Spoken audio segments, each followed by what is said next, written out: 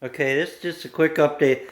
I was going to do some work maybe today, try and take these other two seats out early, but before we go away, but it was way too cold for now. I might come over to Wednesday if it's a little better. I still got grind that off and get them bolts out there and take anyway. But it was leaking in here through this hatch. I sealed it up. A bunch of silicone just attached it on there. Looks like it might be, this is still damp, but what I can see, the windows are not leaking. This is the worst spot of the bus. And the metal, look, it's still hard as you know what. It's just right, that's where the fender well is. I'll cut that out. You got a lot, and you got a lot of these holes like this, but that's where the seats were. We'll cut and patch these. When you get in the other back, the holes ain't so bad. So the holes are still good. I'll just silicone them. I'll cut and patch the other ones. See, then still good, and silicone that, cut and patch. Yeah, it's not. For next year being 25 years old and over 300 some thousand miles, this bus is in pretty good condition. I think in really good condition, but that's just me saying that. That's why I say we got two seats. I got the metal that I took out of where it says 54 underneath and where the signs go. I might use that on the floor because it's actual metal. I thought it was aluminum. It's pretty thick. I might have enough to patch all it, fix all these. That and don't get fixed. That one stays. That's where the fuel door is. If you look down in here, that's where your fuel pump is. You can take your fuel pump and fix it. I might even make it a little bigger. Don't know. It makes some type of door that flips up. I'll figure something out. But I don't see no leaks anywhere. The only leak I see is right here in the front door. It's a little wet here, but I haven't seen what. I haven't got them panels off yet, so I don't know where it's coming from. The panel, I'm probably taking panels off. I was going to take all this off anyway, all the bottom and this top, but I might keep the roof. That's what I said. Depends on how much insulation's in that roof. We might keep the roof. And then we're going to make a sun. I might make a sunroof or whatever it's called. We can just see through it, or we might patch it. We haven't decided, so. Still a little crunchy here up top, but I haven't picked that stuff up yet. Some of it's still pretty solid in some places. You can see it's really wet there, but that's still from the other day where it was leaking in there. Because the window, if it was coming in the window, it would have went straight down. It wouldn't have come out. Still got to take them hoses out. I'm going to save them hoses. They're still good because I got to figure out about this front piece still. Got to take these pieces of copper out. I just stepped on one. I got to watch it. Right here. Right there's one. I got to get that out. Right here. I got to cut them out. But other than a couple little holes and stuff,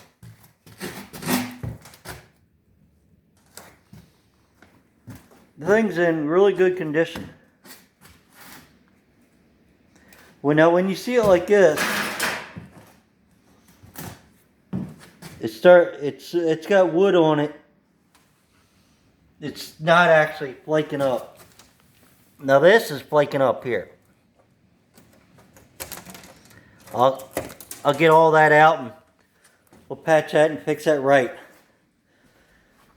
Make the bottom all nice and tight and waterproof. So it was pretty cold last night up here in Maryland. I actually got keys in here. Let's see what did it do.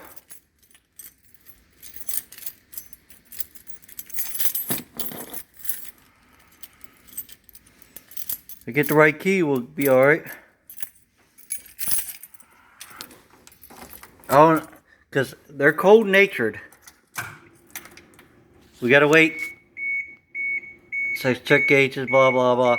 But we gotta wait for that light right there to go off. That's the light you gotta wait on. That's your glow plug light.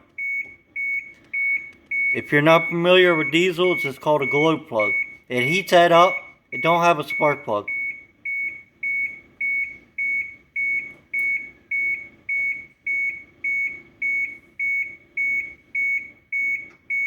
Let's see if it starts.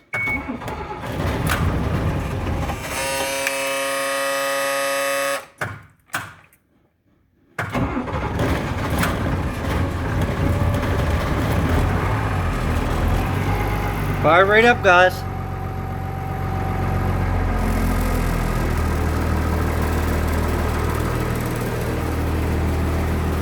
Fire it right up.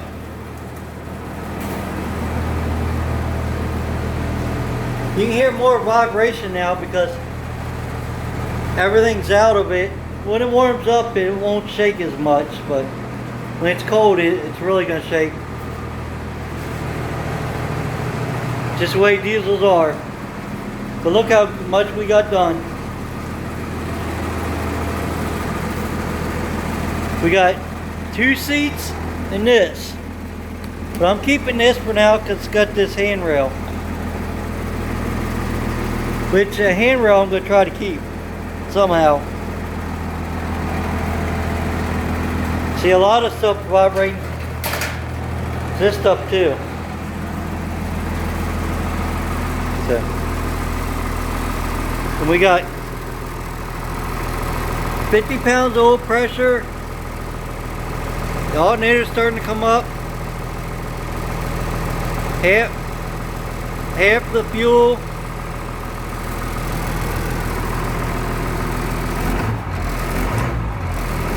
And it's pretty snappy.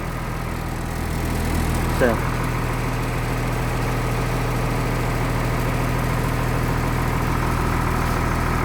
This right here, if no one doesn't know, this is actually to warm up your vehicle. It's for your throttle. See, watch. You can grab this, push this button in, push the pedal down, pull that up, and it locks it where you have it. Push that back in, takes the throttle back down.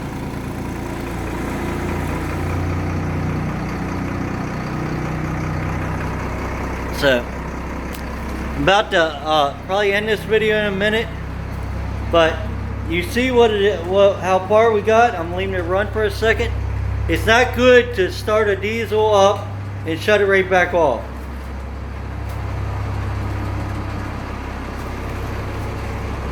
A diesel you can actually run and idle like that, and it takes less gas than a standard car. If you let idle like that, it goes through the gas more. Then we still got to get these, and I got to see where these lines go. So I said I might have to take and cap them off right there, go back to each other to see if that's where the heater goes. I don't know yet.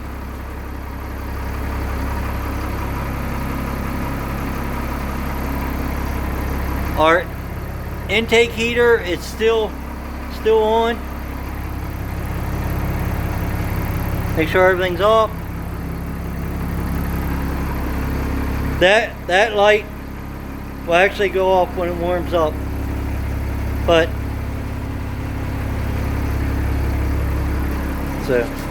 here's the bus so far.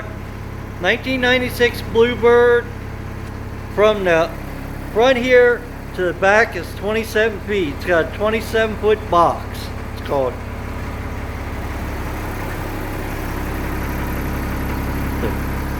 If you like this video, give me a thumbs up. If you don't, thumbs down. At least you watch one. Please subscribe and come along for the ride.